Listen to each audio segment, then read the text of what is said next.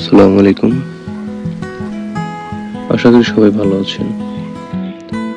পৃথিবীর আনাচে কানাচে যে যেখানেই যান না কেন, যে যেখানেই থাকেন না কেন, আমাদের বাংলার যে প্রকৃতি, বাংলার যে মনোরম পরিবেশ, এটা আপনি কোথাও পাবেন না। বাংলার সবুজ শ্যামলে ঘেরা গ্রাম, গ্রাম বাংলার পাশে বয়ে যাওয়া নদী, এসব দৃশ্য আমার যেটা মনে হয় এটা একমাত্র বাংলাদেশেই সম্ভব।